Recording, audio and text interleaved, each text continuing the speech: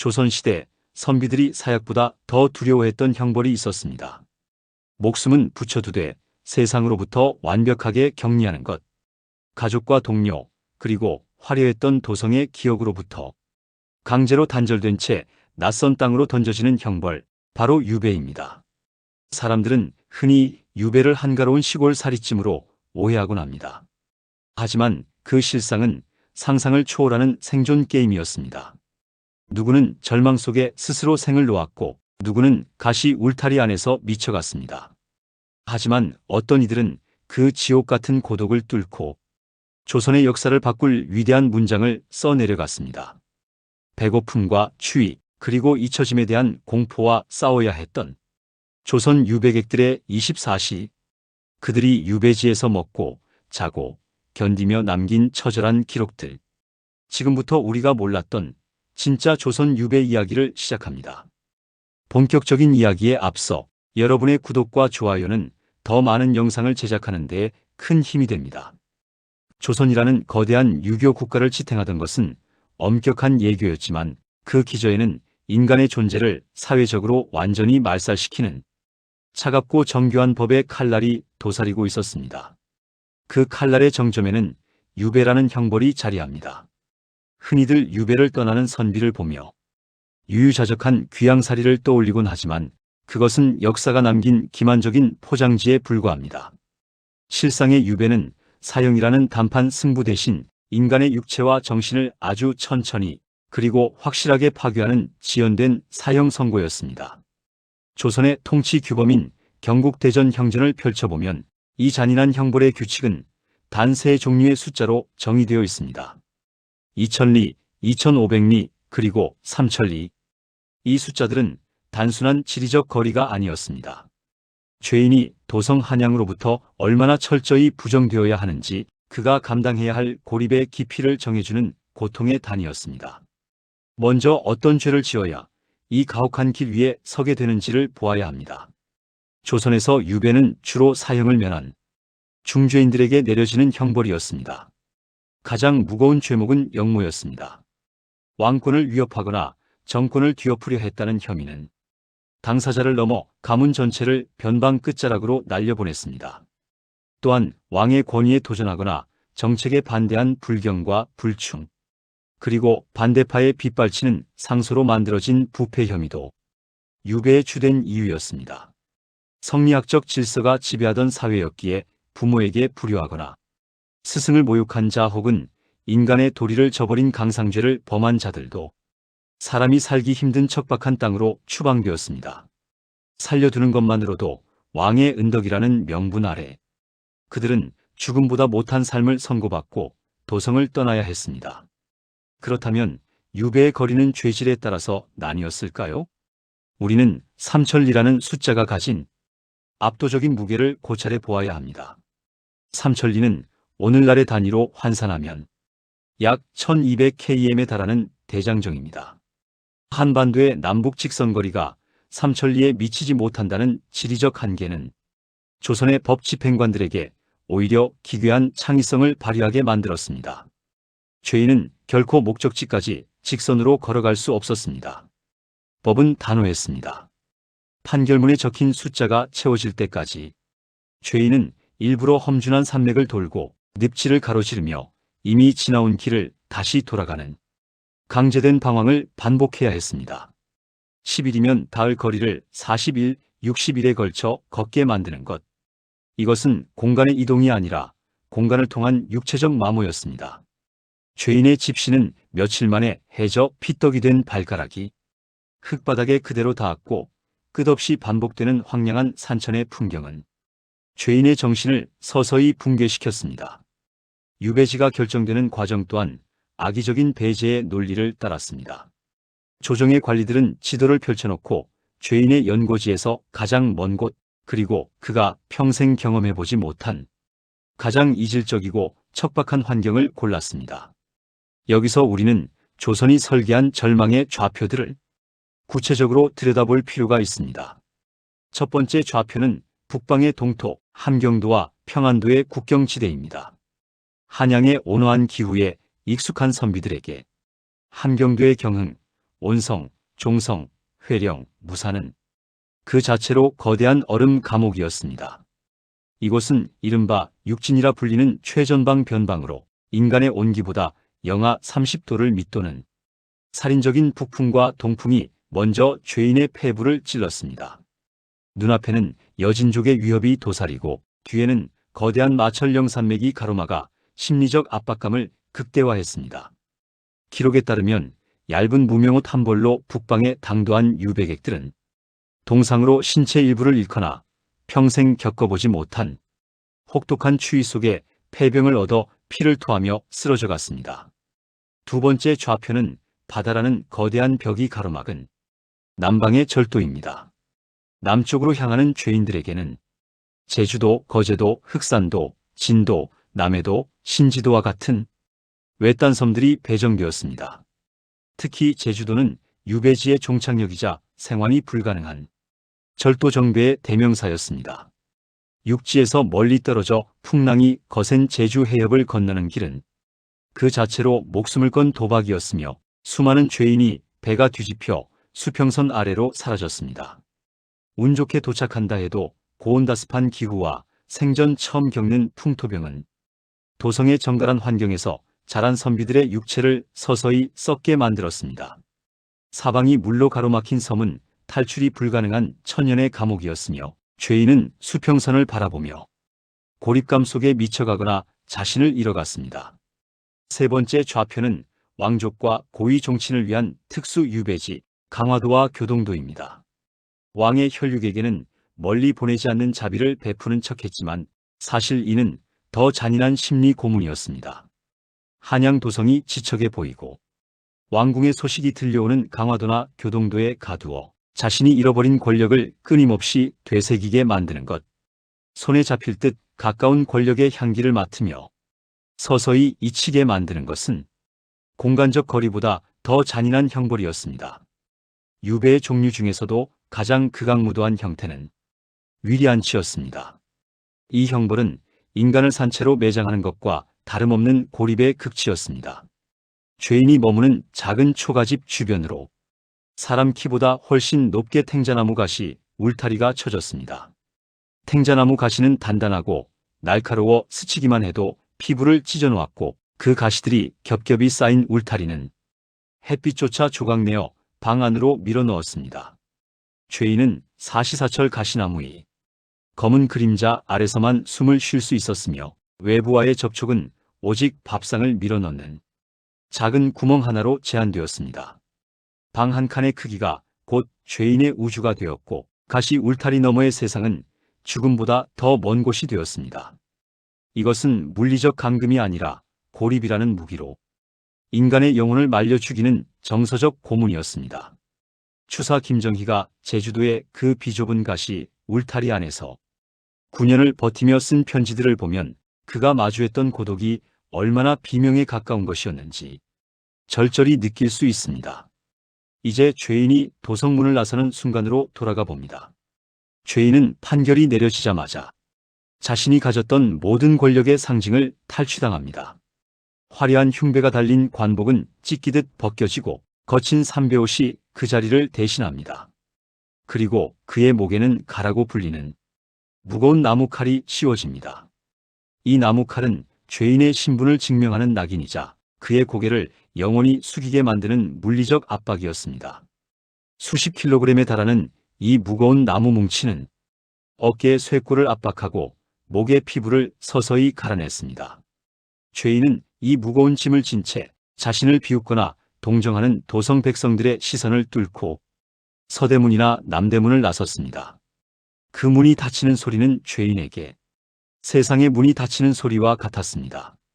이제 본격적인 유배길, 즉 이송의 단계로 접어듭니다. 여기서 우리가 반드시 짚고 넘어가야 할 사소하지만 잔인한 진실이 있습니다. 조선의 유배는 결코 국가가 비용을 대는 무상형벌이 아니었습니다. 국가는 죄인에게 단 한 푼의 노잣돈도 단 한 끼의 식사도 제공하지 않았습니다. 한양에서 유배지까지 수천 리를 이동하는 동안 발생하는 모든 비용 죄인 본인의 식비와 숙박비는 물론 자신을 감시하고 끌고 가는 포졸들의 식비와 신발값, 심지어 압송관들에게 바쳐야 하는 소위 수고비까지 모두 죄인이 직접 지불해야 했습니다.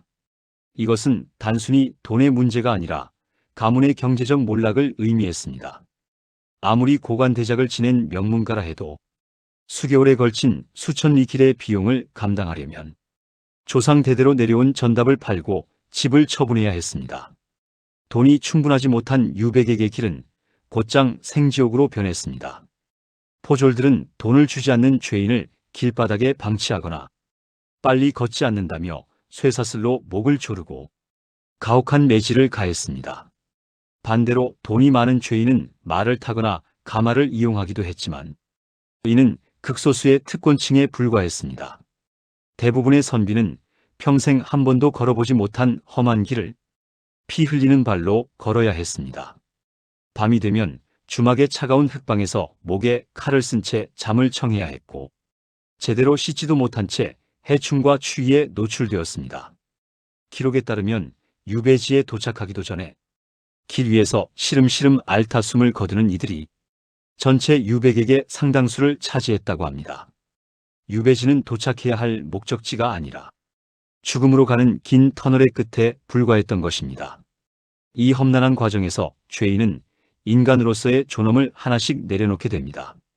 배고픔에 지쳐 길가에 버려진 음식을 주워 먹거나 포졸들에게 살려달라고 애원하는 처참한 광경이 삼천리길 곳곳에서 벌어졌습니다. 또한 유백에게 행렬은 그들이 지나가는 고을의 백성들에게도 거대한 재앙이었습니다. 유백액 한 명이 지나가면 마을 하나가 거덜난다는 말이 돌 정도로 그 민폐는 극심했습니다.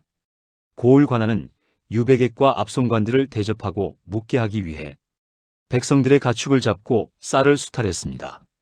죄인은 죄인대로 고통받고 백성은 죄도 없이 가산을 빼앗기는 모순의 현장 유배는 단순히 한 개인을 처벌하는 것을 넘어 조선 전체의 물류와 경제에 깊은 상처를 남기는 국가적 폭력이기도 했습니다.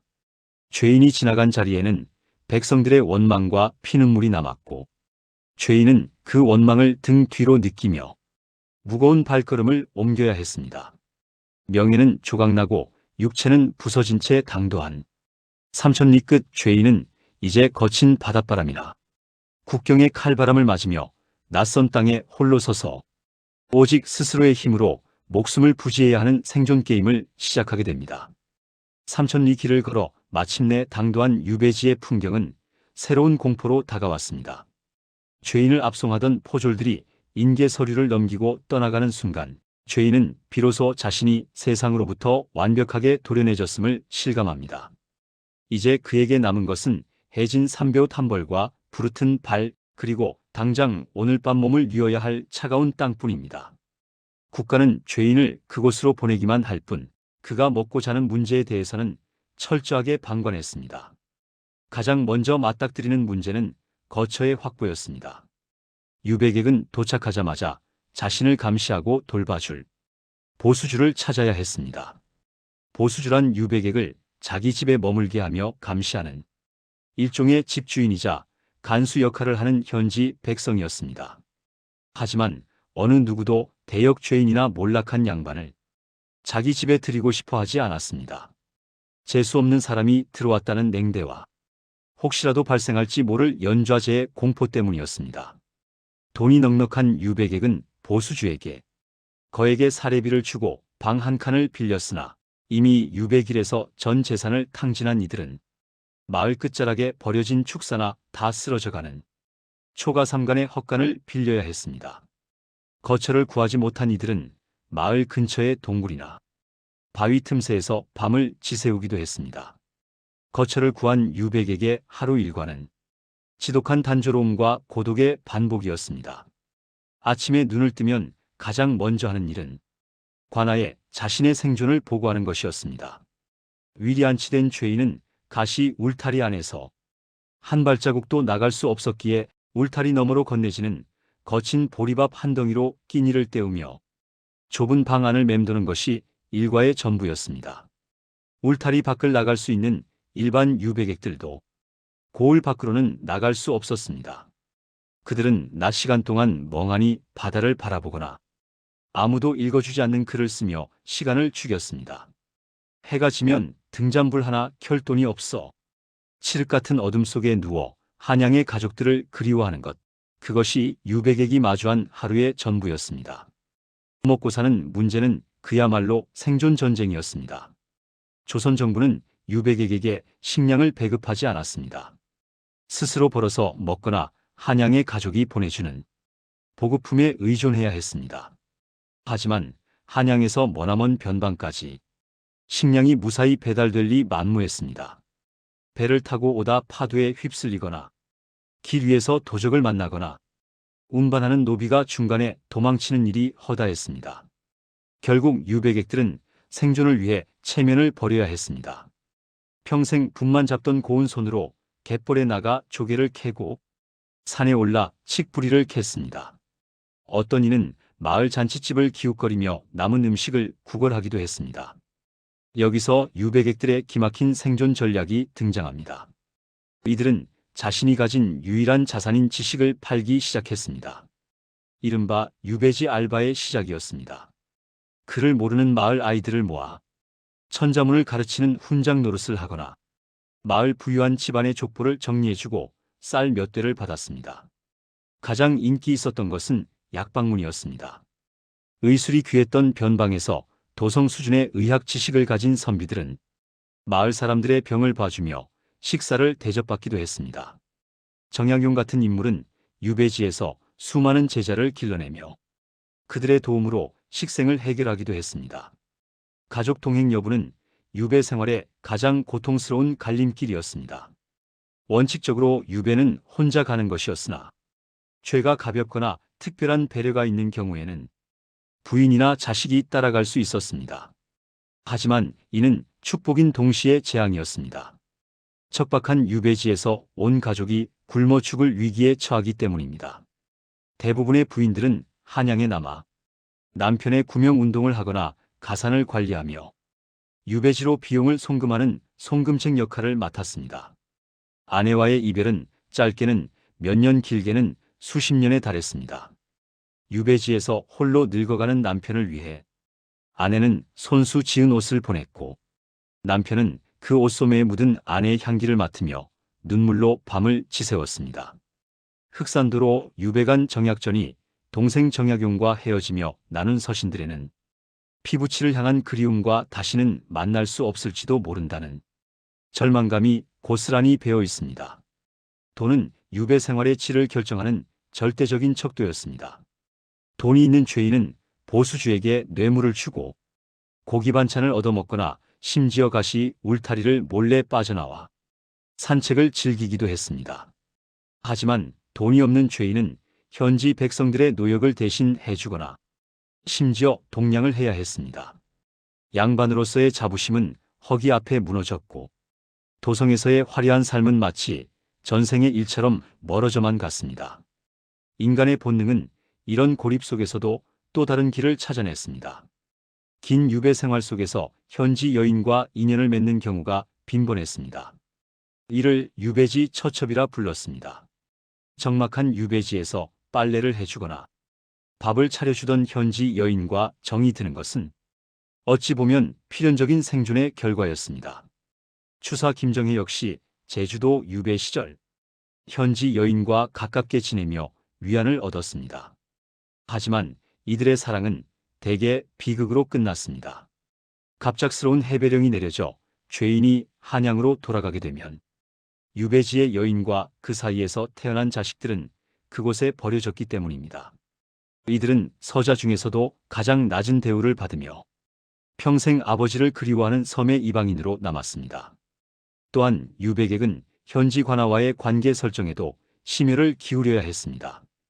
유배지의 수령은 죄인의 생사여탈권을 쥔 실질적인 지배자였습니다.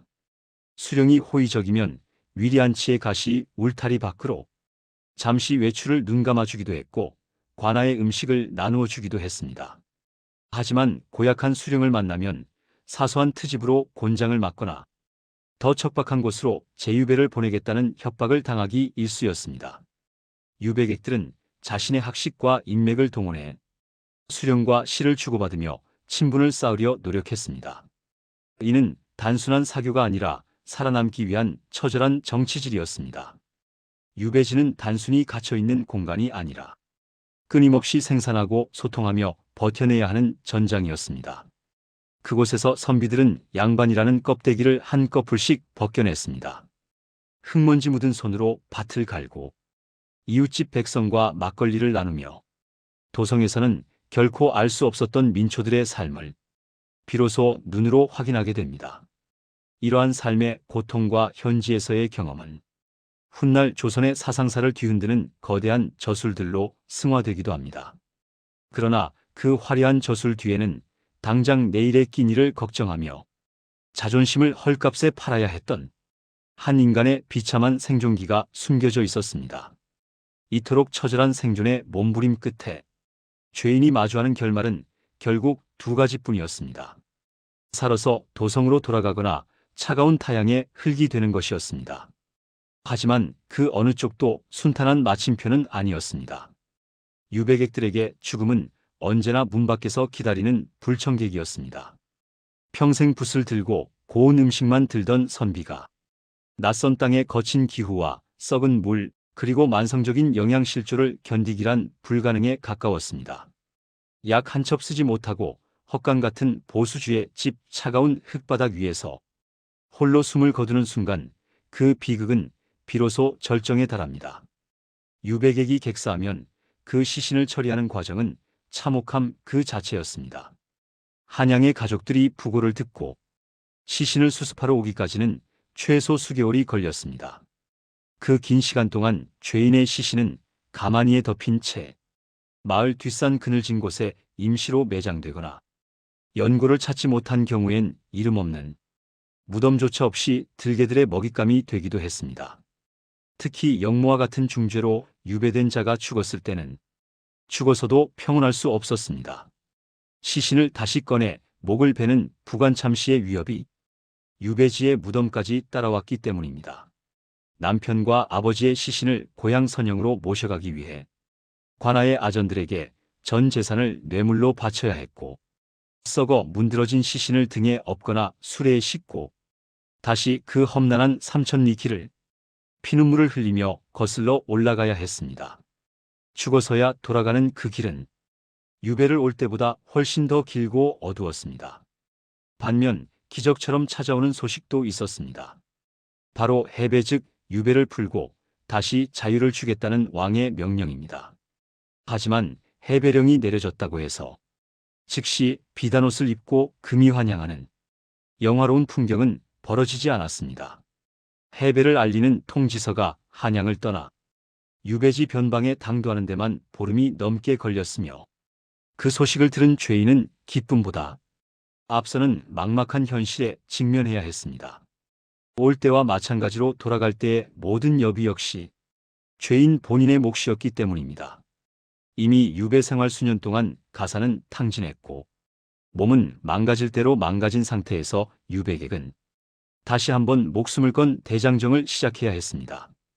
특히 제주도와 같은 섬에서 풀려난 이들은 육지로 향하는 배를 타기 위해 변덕스러운 바다 앞에서 몇 달을 기다려야 했습니다.